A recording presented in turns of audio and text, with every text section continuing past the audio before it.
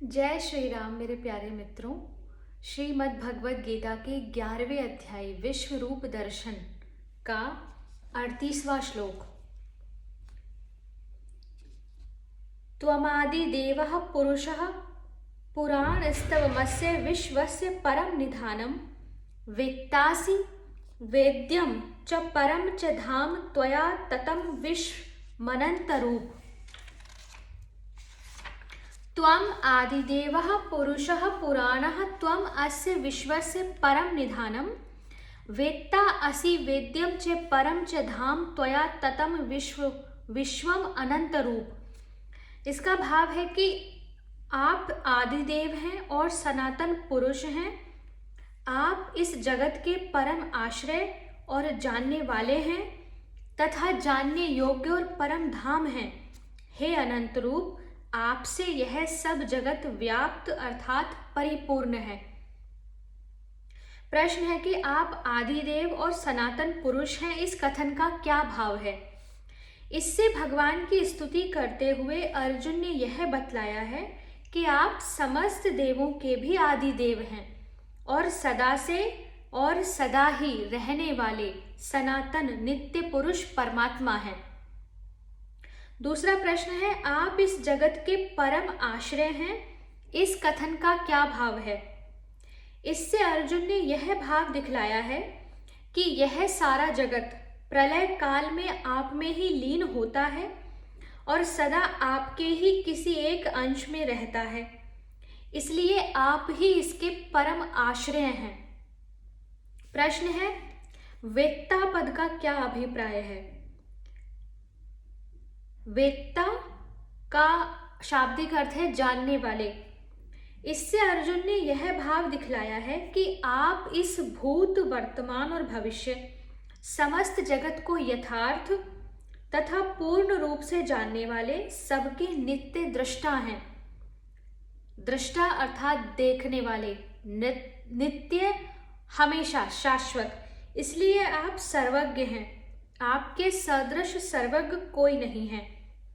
प्रश्न है, वेद्यम पद का क्या भाव है। वेद्यम, इस पद से अर्जुन ने यह भाव दिखलाया है कि जो जानने के योग्य है, जिसको जानना मनुष्य जन्म का परम उद्देश्य है। 13वें अध्याय में 12वें से 17वें श्लोक तक जिस ज्ञेय अर्थात जो जानने योग्य है, जाना जा सके, उस तत्व का वर्णन किया है, वे साक्षात परब्रह्म परमेश्वर आप ही हैं। प्रश्न है कि परम विशेषण के सहित धाम पद का क्या अभिप्राय है। इससे अर्जुन ने यह भाव दिखलाया है कि जो मुक्त पुरुषों की परम गति है, जिसे प्राप्त होकर मनुष्य वापस नहीं लौटता, वह साक्षात परम धाम आप ही हैं। प्रश्न है कि अनंत रूप संबोधन का क्या भाव है। उत्तर है कि जिसके स्वरूप अनंत असंख्य हो उसे अनंत रूप कहते हैं। अतएव इस नाम से संबोधित करके अर्जुन ने यह भाव दिखलाया है कि आपके रूप असीम और अगणित हैं, उनका पार कोई पा ही नहीं सकता। प्रश्न है कि यह समस्त जगत आपसे व्याप्त है, इस कथन का क्या अभिप्राय है।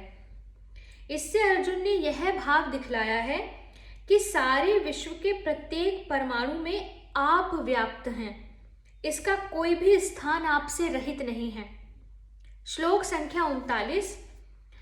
वायुर्यमो अग्निर्वरुणः शशांकः प्रजापतिस्तवं प्रपितामहश्च नमो नमस्ते अस्तु सहस्रकृत्वः पुनश्च भूयो अपि नमो नमस्ते।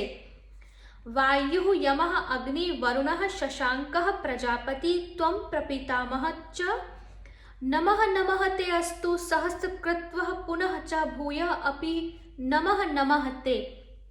अर्थात आप वायु, यमराज, अग्नि, वरुण, चंद्रमा, प्रजा के स्वामी ब्रह्मा और ब्रह्मा के भी पिता हैं। आपके लिए हजारों बार नमस्कार नमस्कार हो, आपके लिए फिर भी बार बार नमस्कार नमस्कार। जब अर्जुन ने कृष्ण का विराट स्वरूप देखा और वो भयभीत हो गए, उसके बाद वो कैसे कृष्ण की स्तुति करते हैं। तो प्रश्न है कि वायु, यमराज, अग्नि, वरुण, चंद्रमा, प्रजापति, ब्रह्मा आप ही हैं, यह कहने का क्या भाव है। इस कथन से अर्जुन ने यह भाव दिखलाया है कि जिनके नाम मैंने गिनाए हैं, इनके सहित जितने भी नमस्कार करने योग्य देवता हैं, वे सब आपके ही स्वरूप हैं।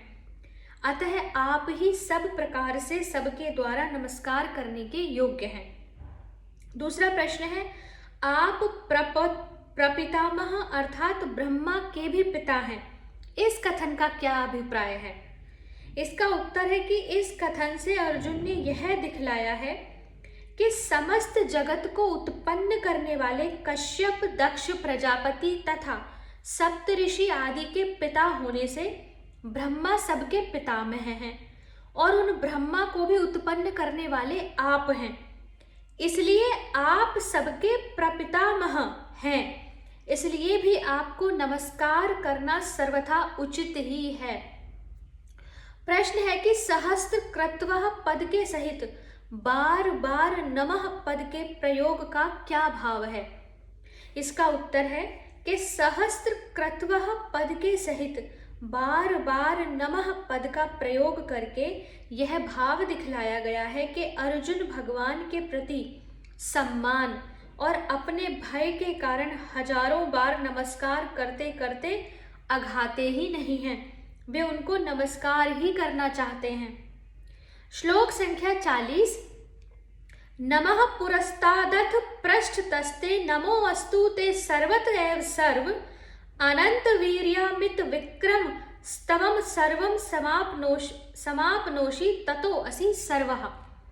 नमः पुरस्तात् अथ पृष्ठतः ते नमः अस्तु ते सर्वतः एव सर्व अनंत वीर्य अमित विक्रमः त्वं सर्वं समाप्नोषि ततः असि सर्वः। अर्थात हे अनंत सामर्थ्य वाले, आपके लिए आगे से और पीछे से भी नमस्कार। हे सर्वात्मन, आपके लिए सब ओर से ही नमस्कार हो, क्योंकि अनंत पराक्रमशाली आप सब संसार को व्याप्त किए हुए हैं, इससे आप ही सर्वरूप हैं। प्रश्न है कि सर्व संबोधन का प्रयोग करके आगे पीछे सब ओर से नमस्कार करने का क्या भाव है। इसका उत्तर है कि सर्व नाम से संबोधित करके अर्जुन ने यह भाव दिखलाया है कि आप सबके आत्मा, सर्वव्यापी और सर्वरूप हैं, इसलिए मैं आपको आगे पीछे ऊपर नीचे दाहिने बाएं सभी ओर से नमस्कार करता हूँ, क्योंकि ऐसा कोई स्थान है ही नहीं जहाँ आप न हो। अतएव सर्वत्र स्थित आपको मैं सब ओर से प्रणाम करता हूँ। दूसरा प्रश्न है कि अमित विक्रमः का क्या भाव है। अमित विक्रमः अनंत पराक्रमशाली, इस विशेषण का प्रयोग करके अर्जुन ने यह भाव दिखलाया है कि साधारण मनुष्यों की भांति आपका विक्रम परिमित नहीं है, आप अपरिमित पराक्रमशाली हैं। अर्थात आप जिस प्रकार से शस्त्र आदि के प्रयोग की लीला कर सकते हैं, वैसे प्रयोग का कोई अनुमान भी नहीं कर सकता। प्रश्न है कि आप सब संसार को व्याप्त किए हुए हैं, इससे आप सर्वरूप हैं, इस कथन का क्या भाव है। इसका उत्तर है कि अर्जुन पहले सर्व नाम से भगवान को संबोधित कर चुके हैं, अब इस कथन से उनकी सर्वता को सिद्ध करते हैं। अभिप्राय यह है कि आपने इस संपूर्ण जगत को व्याप्त कर रखा है। विश्व में क्षुद्र से भी क्षुद्रतम अणु मात्र भी ऐसी कोई जगह या वस्तु नहीं जहां और जिसमें आप न हो।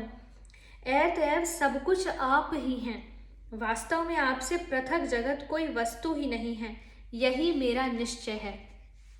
इस प्रकार भगवान की स्तुति और प्रणाम करके अब भगवान के गुण, रहस्य और महत्म्य को यथार्थ न जानने के कारण वाणी और क्रिया द्वारा किए गए अपराधों को क्षमा करने के लिए 2 श्लोकों में भगवान से अर्जुन प्रार्थना करते हैं।